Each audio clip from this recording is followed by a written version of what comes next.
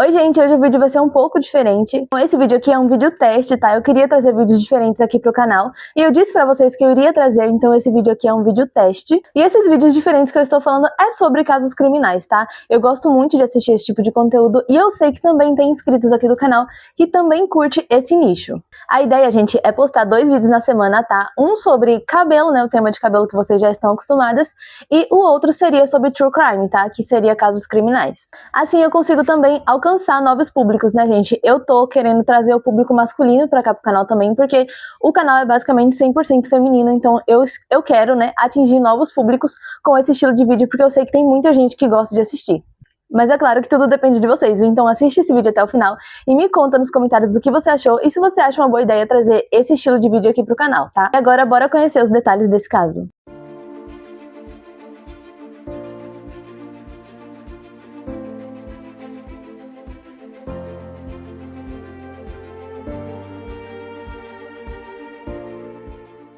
Arthur DePerraud era um doutor optometrista de 41 anos de idade que morava em Greenvale, em Wisconsin, junto com sua esposa Jean, de 38 anos, e seus 3 filhos, Brian, de 14, Terry Joe, de 11 e Renee, de 7. Já fazia um tempo que o Arthur ele planejava levar a sua família para uma excursão de barco. O plano do médico era que a família voasse para Fort Lauderdale em novembro de 1961, e de lá eles fretariam o iate para as Bahamas. Então, na Flórida, o Arthur ele alugou um iate de 60 mil pés chamado Bluebell, que era capitaneado por um capitão que era experiente, né, que era o Julian Harvey, de 44 anos. Julian ele era um veterano militar que concordou em pilotar a embarcação para o doutor por $100 por dia. Mary Denny, de 34 anos, era a 6ª esposa, né, de Julian, guardem essa informação porque vai ser importante, e eles haviam se casado apenas 3 meses antes e ela também iria na viagem, né, junto com a família e junto com o Julian. A viagem começou no dia 8 e no dia 12 de novembro, né, ou seja, 4 dias depois, o navio chegou às Bahamas. E eles estavam a caminho da ilha Great Stirrup Cay. Porém, gente, os eventos que aconteceram logo a seguir, né, foram extraídos da história de Julia, né, a história que Julia contou para as autoridades. Segundo Julia, o tempo começou a ficar muito violento após o dia 12 de novembro. Ventos violentos causaram o colapso, né, do cordame do iate, fazendo com que começasse a jorrar água para todo lugar.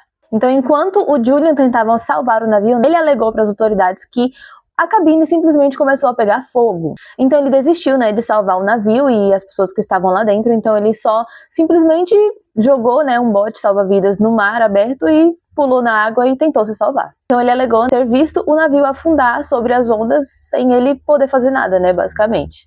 Mas nessa confusão toda, né, do iate pegando fogo, afundando, segundo Julian, ele conseguiu puxar, né, a Renee para dentro do bote salva-vidas que ele estava. Então, segundo ele puxou a Renee para dentro do bote junto com ele. A Renee, ela era a mais nova, era a que tinha 7 anos. Algumas fontes dizem, né, que ele puxou a Renee, mas em outras fontes dizem que ele puxou a Mary, a sua esposa.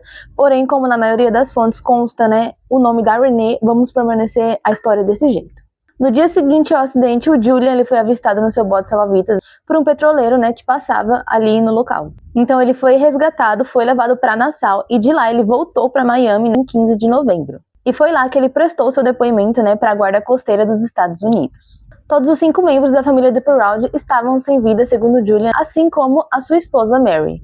Após ouvir a história de Julian, a guarda costeira mesmo assim alertou os navios que estavam próximos, né, de onde o Bluebell havia afundado. E eles foram alertados, né, caso ainda houvesse algum sobrevivente por ali. E agora que a história começa a dar uma grande reviravolta. Foi quando um cargueiro chamado Captain Tell avistou ali no meio do oceano, né, à deriva, uma boia de cortiça sozinha ali no oceano. E essa boia carregava a pequena Terry Joe, de 11 anos. A Terry Joe havia flutuado por 3 dias e meio, gente, no oceano, sem comida, sem água, sozinha. Ela foi encontrada terrivelmente desidratada, gente, muito queimada do sol e em completo estado de choque. A bordo do cargueiro, Terry mal conseguia falar, gente, e foi dado a ela, né, água, suco de laranja também, enquanto o sal era retirado do seu corpo com toalhas molhadas. Ela conseguiu com muita dificuldade, né, se identificar, falando que seu nome era Terry Joe, que ela tinha 11 anos. E ela disse, né, que estava ali naquela boia há mais de 3 dias, porque a embarcação em que ela estava junto com a família havia afundado.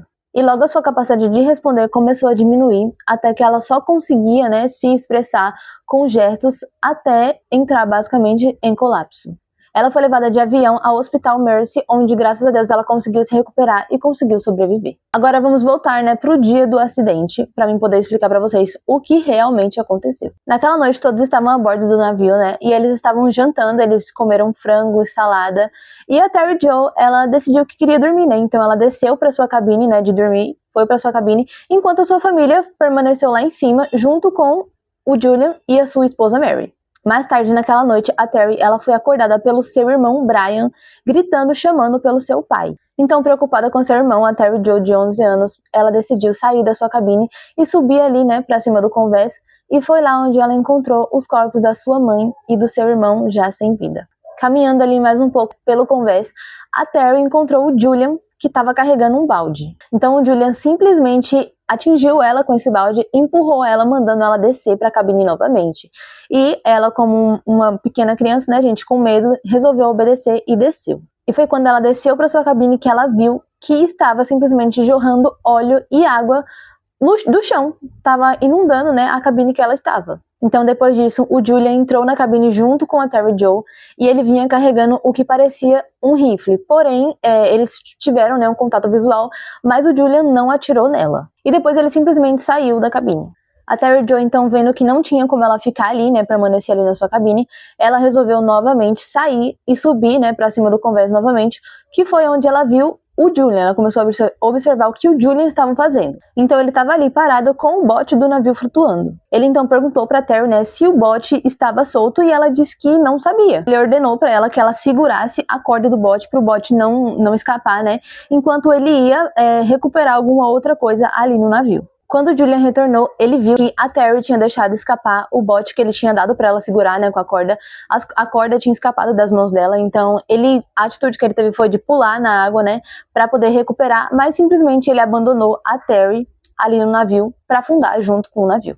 Quando a Terry lembrou de uma boia de cortiça que estava ali amarrada no convés, e ela voltou, né, para tentar desamarrar ela. Então você imagina, gente, a Terry Jo, 11 anos, uma criança sozinha ali, né, tentando se salvar, o navio afundando com ela dentro e ela tentando desamarrar a boia que estava amarrada no convés. Então você imagina o desespero que não deve ter sido para ela, né, uma criança ali sozinha. Então finalmente ela conseguiu desamarrar o bote e ela jogou ali na água e começou a empurrar ele, né, para mais longe possível que ela conseguia do navio, e foi quando ela conseguiu subir em cima finalmente. E pra vocês terem ideia, gente, esse bote de cortiça que a Terry Jo conseguiu desamarrar do navio era tão pequeno, mas tão pequeno que ela não conseguia, tipo assim, se deitar. Ela só conseguia ficar sentada. Então ela passou 3 dias e meio sentada num bote de cortiça. Então, tipo assim, como ele era de cortiça, ela ficava molhada o tempo todo. Porque não era um bote fechado, sabe? Era um bote que tinha furinho, porque ele era de cortiça, né? Então, ela permaneceu esses 3 dias e meio em contato com água salgada. Vocês têm noção? Eu não consigo nem imaginar a dor que ela sentia no corpo dela, né? Por estar tanto tempo em contato com água salgada. Então, ela permaneceu ali, né, no seu bote até ser resgatada. Terry, ela estava convencida de que o mastro do Bluebell ali, ele estava intacto e de que não havia incêndio nenhum ali no navio, né? Assim como o Julian havia dito, né? E não tinha, ela disse que não tinha nada disso. E também que o tempo estava muito calmo durante esses tempos, né? Que eles estavam viajando, o tempo estava calmo.